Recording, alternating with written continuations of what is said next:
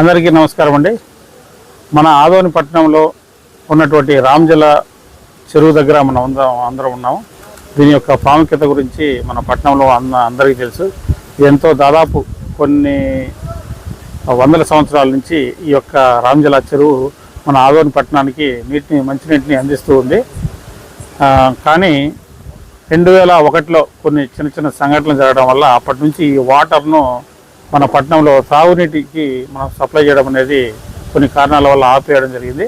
అప్పటి నుంచి ఇక్కడ ఉన్నటువంటి వాటర్ అంతా స్టాగ్నెంట్ అయిపోయి ఒకవేళ ఎక్కువ వాటర్ వస్తే ఓవర్ఫ్లో వెళ్ళిపోతూ ఉంది. కానీ దీని నుంచి మనం వాటర్ పంపింగ్ చేసి ఫిల్టరేషన్ చేసి పంపడానికి అనేది అప్పటి నుంచి చర్యలు తీసుకోవడం జరగలేదు. ముఖ్య కారణం ఏంటంటే ప్రస్తుతం మనం బసాపురం దగ్గర నుంచి ఆ వాటర్ సప్లై చేస్తున్నాం. కాబట్టి ఇక్కడ కూడా దాదాపు ఇది 29 ఎకరాల చెరువు. మనం అందరం చూసాము 29 ఎకరాల చెరువు. దీని యొక్క వాటర్ కెపాసిటీ వచ్చేసి దాదాపు 1217 ml కెపాసిటీ ఈ యొక్క రామజల చెరువుకు ఉంది. అయితే ఈ ప్రజెంట్ అయితే ఇప్పుడు దీన్ని పంపింగ్ చేసే ముందు ఒక నెల క్రితము దీనికి 850 ml కెపాసిటీతో వాటర్ ఉంది. దీన్ని ముఖ్యంగా ఇప్పుడు మనం చేస్తున్న పని ఏంటంటే ఈ రామజల చెరువు వాటర్ ఇలా వృధా చేయకుండా దీంట్లో ఉన్న వాటర్ అంటే రకరకాల కారణాలతో ఇది స్టాగ్నెంట్ అయిపోయింది. కాబట్టి ఇది తాగునీటికి పనికి వస్తుందా లేదా అనే అనుమానాలతో చాలామంది ఉన్నారు. కాబట్టి ఇక్కడ ఉన్న వాటర్ను మనం డ్రైన్ అవుట్ చేసి మళ్ళీ వర్షాకాలంలో పడేటువంటి వాటర్ ద్వారా దీన్ని నింపి, ఎందుకంటే సహజ సిద్ధంగా చుట్టూ ఉన్నటువంటి కొండల ద్వారా మనకు సహజ సిద్ధంగా కూడా అన్ని వైపుల నుంచి వాటర్ ఇక్కడ వచ్చేసి మనకు సమకూరుతోంది. అంటే ఇది న్యాచురల్గా ఏర్పడినటువంటి ఒక జలాశయం అనొచ్చు ఈ కట్టడం వల్ల. అందుకని ఈ వాటర్ను మళ్ళీ ఫస్ట్ క్లీనింగ్ చేస్తున్నాం. క్లీనింగ్ అంటే ఇప్పుడు దాదాపు 850 ml ఉన్నట్టు దాన్ని ఇక్కడ మనం దాదాపుగా 20 HP మోటార్లు ఒక 3, అలాగే 7.5 HP 2, 10 HP మోటార్లు 2 పెట్టేసి ఈ యొక్క 7 మోటార్ల ద్వారా పర్ డే 9 ml కెపాసిటీతో, అంటే వీటన్నిటికి పవర్ యూజ్ చేస్తున్నాం. ఈ యొక్క 7 మోటార్లకు పవర్ యూజ్ చేసి 9 ml డైలీ మనం బయటికి డ్రైన్ అవుట్ చేస్తున్నాం. అలాగే ఎటువంటి పవర్ యూజ్ చేయకుండా దాదాపు మనము సైఫనింగ్ సిస్టమ్ ద్వారా 22 4 inches పైప్స్ వేసాం. మనం చూసారు, మీరు చూడొచ్చు అక్కడ. దాని ద్వారా 22 పైపుల ద్వారా పర్ డే 13 ml మనం బయటికి డ్రైన్ అవుట్ చేస్తున్నాం. అంటే టోటల్గా పర్ డే వచ్చేసి 22 ml మనం వాటర్ అనేది డ్రైన్ అవుట్ చేస్తున్నాం.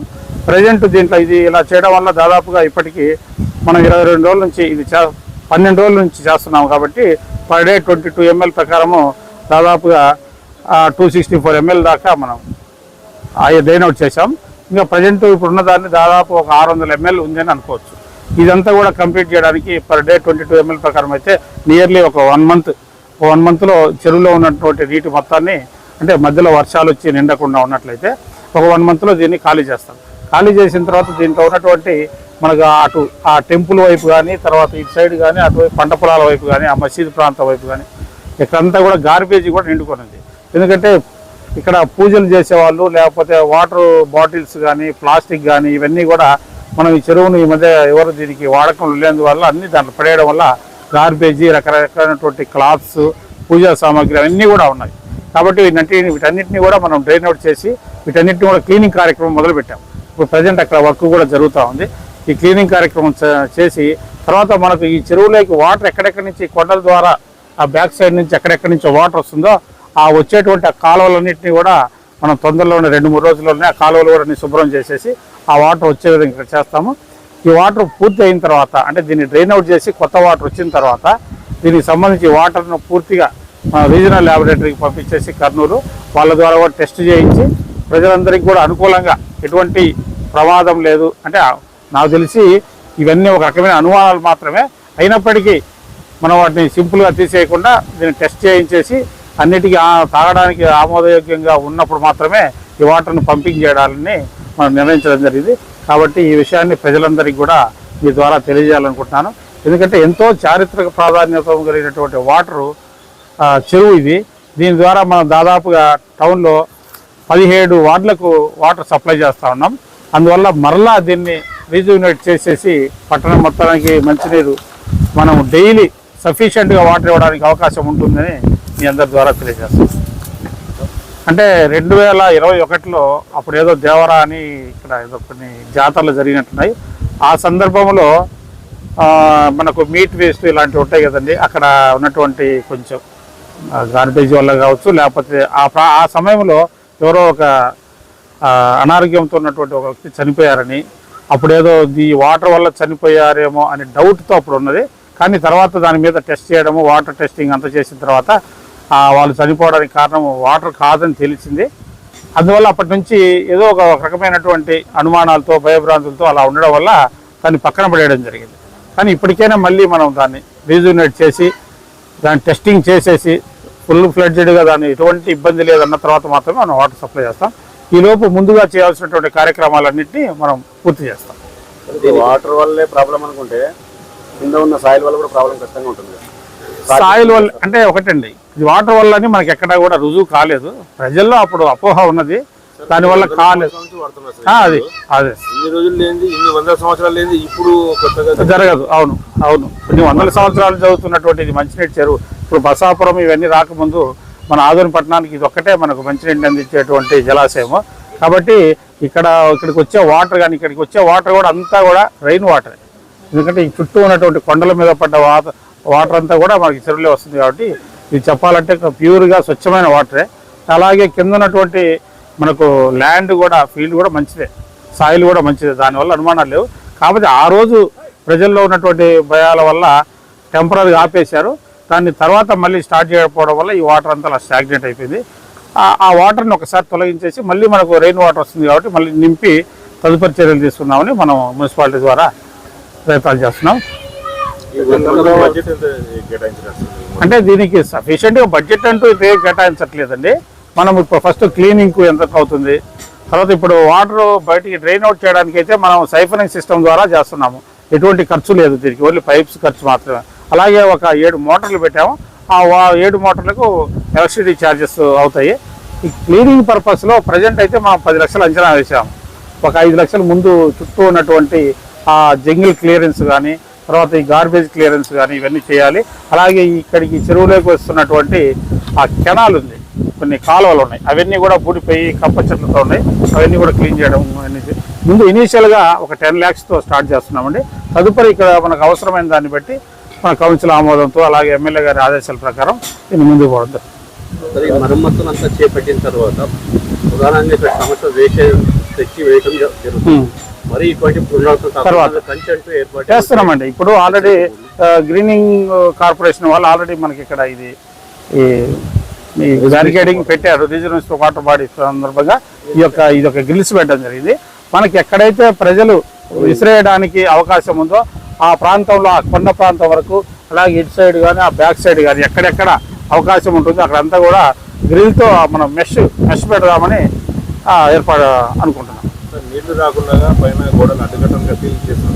అవతల పక్కన సేమ్ ఇంటే చెరువు ఉంది, నీళ్ళు పక్క రాకుండా అవతల పక్క పోవడానికి గ్రామస్తులు చాలా సార్లు అడ్డుకుంటారు. దాని నుంచి చాలా గిరిజనులు గలారుగానే మన పోయినసారి చైర్మన్ గారు కానీ పోయి చేసి వచ్చినారు, పడగొట్టి వచ్చినారు. అది కట్టేసి వాళ్ళు తీసేసుకుంటే నీళ్ళు చుట్టుపక్కల మనకు సఫిషియెంట్ వాటర్ వచ్చే అవకాశం ఉందండి. అక్కడ దొడ్డగిరి ఆ ప్రాంతం నుంచి సఫిషియెంట్ వాటర్ వస్తుంది.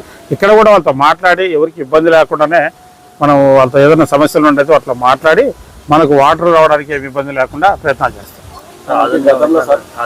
ఎమ్మెల్యే గారు 2 కానిస్టేబుల్ పెడతాము చేపలు పట్టకుండా అని చెప్తారు. చేపలు అట్లే పడుతున్నా కానిస్టేబుల్ కనబడడం లేదు.